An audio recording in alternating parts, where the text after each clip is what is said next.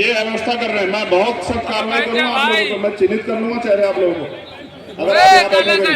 मैं कमलेश इनको बिठाओ, सिद्धार्थ चलो पीछे हटा दो, अगर यहाँ जगह नहीं है, बीच में मत खड़े होने दो। बिल्कुल किसी को, अनिल देखो कोई ना रुके, जगह नहीं तो पीछे हटा दो।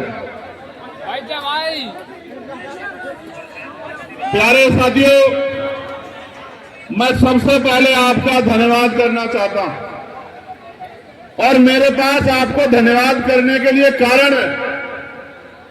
चाहे मैं आपको 1 महीने पहले बुलाऊं, चाहे मैं आपको 2 हफ्ते पहले बुलाऊं, चाहे मैं आपको 1 हफ्ते पहले सूचना दूं या मैं आपको 1 दिन पहले सूचना दूं, लेकिन इतिहास इस बात को याद रखेगा, मीडिया की कलम इस बात को याद रखेगी कि जब जब मैंने जहां जहां आपको बुलाया, आपने खरा उतरने का काम किया, आपने डंडा झंडा मजबूत रखा। ये यहां की बात नहीं है, ये फैसला तो 1 हफ्ते पहले हुआ कि लखनऊ में आंदोलन होगा। आंदोलन तो दिल्ली में होना था, लेकिन हम भारतीय नागरिक हैं, हमारे कंधों पे जिम्मेदारी है, जागरूक नागरिक हैं, इसलिए कई बार कुछ फैसले उनको अलग तरह से उनको लेना पड़ता, फैसलों को कदम उठाना पड़ता है। उसी वजह से लखनऊ में आंदोलन हो रहा है।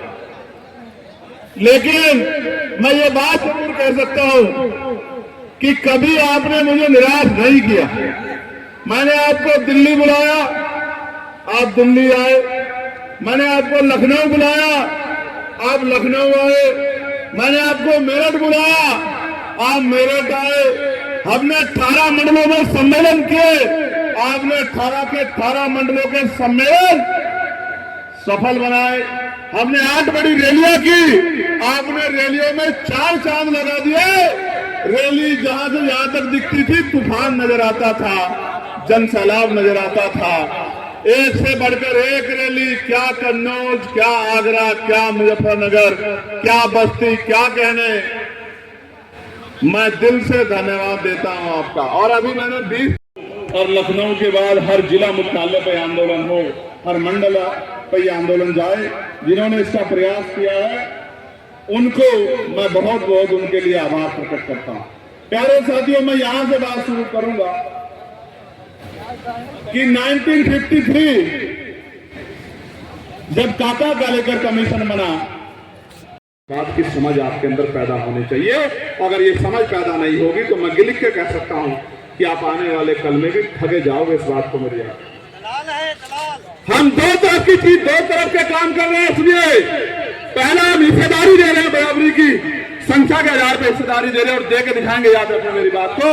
और दूसरा हम क्या कर रहे हैं, दूसरा हम अपने नेताओं को ईमानदारी से अपने समाज के लिए बोलने की हिम्मत दे रहे हैं। उसका गला नहीं पकड़ रहे हैं, उसका हाथ नहीं पकड़ रहे हैं, उसको हिम्मत दे रहे हैं कि जाइए अपने समाज के लिए आवाज उठाइए, जाइए अपने समाज के अधिकारों की बात कीजिए, जाइए विधानसभा में और अपने एक एक व्यक्ति के लिए सवाल कीजिए, उसके अधिकारों के लिए सवाल कीजिए।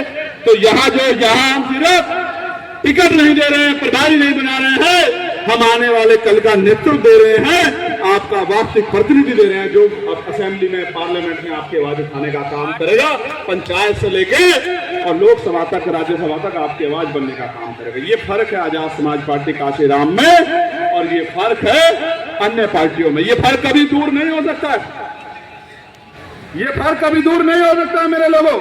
मैं बात बहुत स्पष्ट कह रहा हूं। आज मंडल कमीशन के होने के बावजूद एक सेक्रेटरी मुश्किल से सेंट्रल सेक्रेटरीट में आपका, और मुझे पता नहीं सुप्रीम कोर्ट में आपका एक जज है या नहीं, ओबीसी के लोग है या नहीं है मुझे नहीं पता। हाई कोर्ट में आपके कितने जज हैं मुझे नहीं पता।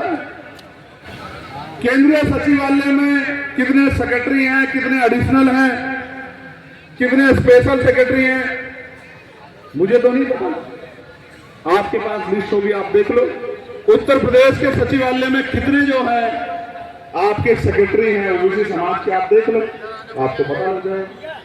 उत्तर प्रदेश में ही देख लो कितने डीएम, कितने एसएसपी, कितने कमिश्नर, कितने आईजी, कितने डीआईजी, और यहाँ तो एक बड़ा खेल है। यहाँ तो डीजीपी होगा तो सरकार के मन का डीजीपी होगा, संवैधानिक व्यवस्था का डीजीपी नहीं होगा। ये तो उत्तर प्रदेश का चरित्र बन गया पिछले 7-8 साल। प्यारे साथियों, जब बात उत्तर प्रदेश की चली है तो मैं आपके सामने कुछ आंकड़े रखना चाहता हूं। आप सुनना चाहते हैं तो सुन लीजिए। लगभग 7,000 करोड़ रुपए 9.5 साल में सरकार ने प्रचार पे खर्च किया है। कितने पैसे?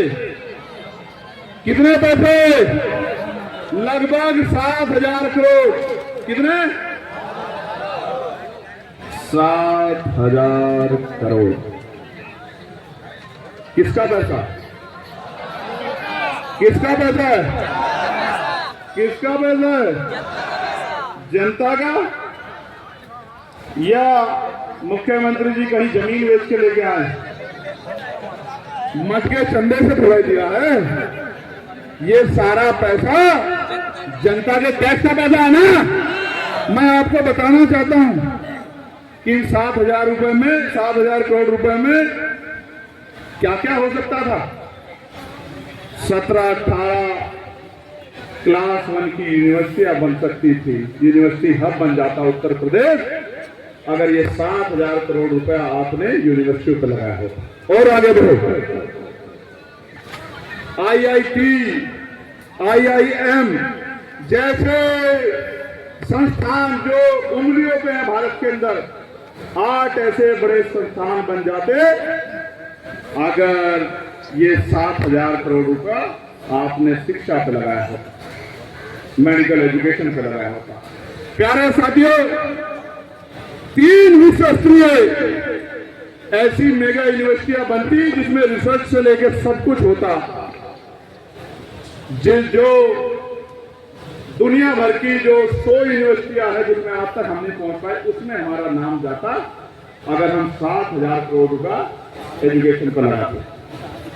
और तो उत्तर प्रदेश जो बीमारू राज्य बना दिया इस सरकार ने, 4 बड़े एम्स बन जाता हूं। मैं अपने पिछले वर्ग के भाइयों को भी कहना चाहता हूं, मैं इस मंच से जो कहूंगा, मेरी बात को आप घर जाके सोचना और सोच कर निर्णय लेना कि मैंने गलत कहा या मैंने सही कहा। जितने मंच पर हमारे नेता बैठे, इतने सामने हमारी पार्टी के, उधर जबर मलिक से लेकर तमाम हमारे गंगवार साहब, तमाम हमारे गंधर्व जी सब बैठे दिख रहे हैं मुझे यहां से। मैं आपको भी कह रहा हूं, मेरी बात को सोचना। आप कहते हैं कि साहब हमारी जाति का प्रतिनिधित्व होना चाहिए। मैं इस बात से 1000% सहमत हूं कि जाति के आधार पर प्रतिनिधित्व होना चाहिए।